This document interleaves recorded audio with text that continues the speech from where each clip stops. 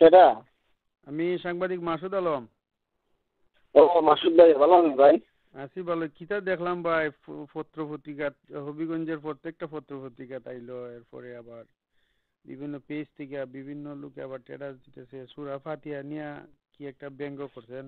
না ভাই, এরকম কিছু করছিলাম না। আমি একটা ফানি ভিডিও বানাইছিলাম, এরকম ভিডিও মানে ফেসবুকে প্রচুর পরিমাণ সবাই করছিল রমজান মাসে। তো আমিও ভুলবশত আমিও এই ভিডিওটা করে দিয়েছিলাম। তো করাতে এখন আমি দেখতেছি যে এই ভিডিওটা নিয়ে মানে ভিডিওটা নিয়ে প্রতিবাদ চলতেছে। তবে এটা কোনো আমি তো সমালোচনা করতে ভাই, আমি ইসলাম বিরোধী কোনো ভিডিও করবো না। হ্যাঁ। আমি যখন ভিডিও বানানো তোমার বিশ্বাস হয়নি।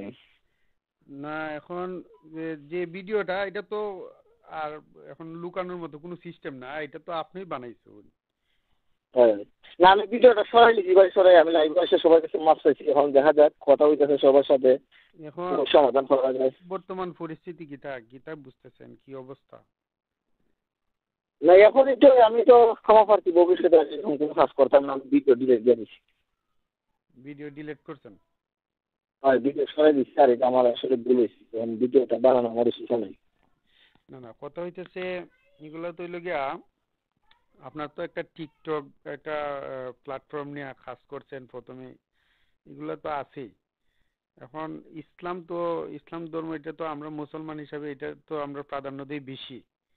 জি জি জি, অবশ্যই। এটা তো আসলে নজর রাখা প্রয়োজন যে এটা নিয়ে যদি কেউ ইসলামকে নিয়ে যদি কেউ ব্যঙ্গ করে তাইলে এটা কিন্তু মানুষের কলিজাতে বাজে, আর এটা নিয়ে মানুষের অবশ্যই। করে আমাদের চুনারঘাটে এটা কিন্তু গুরুত্বটা এটার বেশি। হ্যাঁ। হুম। তো দেখলাম আমার এই যে আহ, এই মুহূর্তে ফেসবুকে ঢুকা মাত্রই দেখতেছি অনেক পত্র পত্রিকায় আসছে নিউজটা। কি অবস্থা একটু জানি যে বর্তমান কি অবস্থা,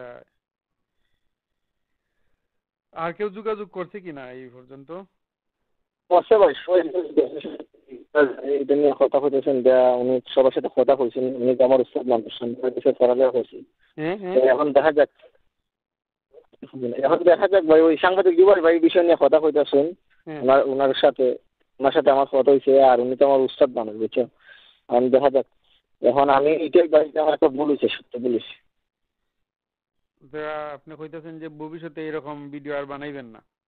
না না না না, ভবিষ্যতে কি আমার জীবনে আমি আর মনে করো যে এই ধরনের কোনো ভিডিও, এটা তো ভাই ভুল ভবিষ্যৎ হয়ে গেছি যে, আর আমি আমি এটার জন্য ক্ষমা পাচ্ছি। আমি ফেসবুক লাইভে এসে ক্ষমা চাইছি, অনেক আগে অলরেডি প্রায় 6-7 ঘন্টা গেছি যে আমি এই বিষয়টা নিয়ে অনুতপ্ত, ক্ষমা চাই, ভিডিও ছাড়ছি।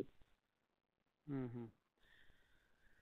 না, আমাদের চুনারঘাটে যখন আপনার বিরুদ্ধে বিভিন্ন সময় আপনার বিরুদ্ধে লেখা হয়, এইটার থেকে আপনি বিভিন্ন সময় শিক্ষা গ্রহণ করা প্রয়োজন যে মানুষ কি অবশ্যই ভাই।